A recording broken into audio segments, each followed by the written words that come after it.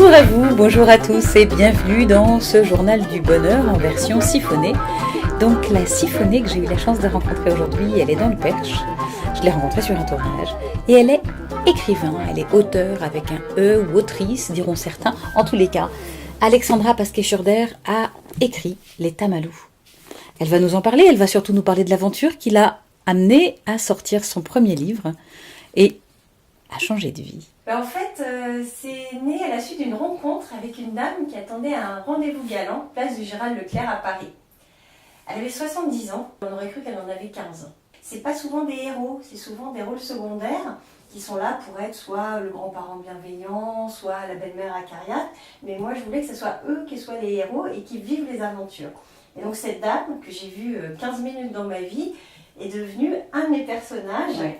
Et m'a vraiment inspirée pour ce roman. C'est celle qui attend au tout début, c'est ça? Exactement. Okay. Et le premier chapitre, en fait, est vrai. Cette dame que j'ai rencontrée, donc qui avait 70 ans, tant qu'on est vivant, tant qu'on est en bonne santé quand même, tant qu'on a le désir, l'envie, on peut encore réaliser des choses. Se dire que la vie, c'est pas seulement entre 20 et 35 ans, parce que c'est des fois un peu ça, quoi. Je dis, passer ces âges-là, voilà, il n'y a plus d'espoir. Maintenant, on va quasiment vivre tous 100 ans. Donc, si on s'ennuie pendant 60 ans de sa vie, 70, ça commence à faire beaucoup. Hein. Comme tous les auteurs débutants, hein, j'ai envoyé aux grandes maisons d'édition, dont certains m'ont envoyé des courriers sympathiques, hein, mais pour dire que ça ne rentrait pas dans leur ligne rédactionnelle.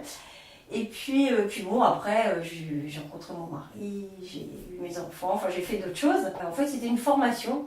Et puis, toutes les personnes inscrites se sont désistées. Donc, l'organisme a proposé soit de reporter la formation, soit de faire une journée de coaching. Alors, je dis, je prends le coaching. Et là, la nana qui me fait le coaching, il faut raconter sa vie, forcément. Et puis, elle me dit, mais il faut vous occuper de votre livre, là. Je dis, mon livre, il est dans un tiroir. Elle m'a dit, écoutez, moi je connais quelqu'un, je vais vous le présenter et puis on verra bien. Et puis on verra bien, cet éditeur est devenu mon éditeur. Donc on a décidé en début d'année de changer de vie en famille. On est parti s'installer en Normandie, on a quitté Paris et puis j'ai écrit mon deuxième roman. Qu'est-ce qui rend heureux? Il y a une étude d'Harvard qui a été menée mais depuis des décennies, hein. Ils en sont à la 3e ou 4e génération.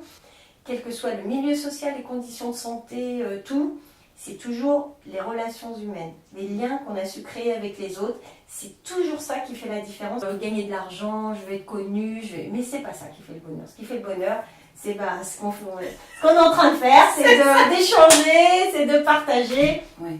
Donc si j'avais un conseil à donner, il n'est pas nouveau, mais je pense que c'est un bon conseil qui a fait ses preuves justement depuis des millénaires. Aimez-vous. Exactement. L'amour, ça change tout.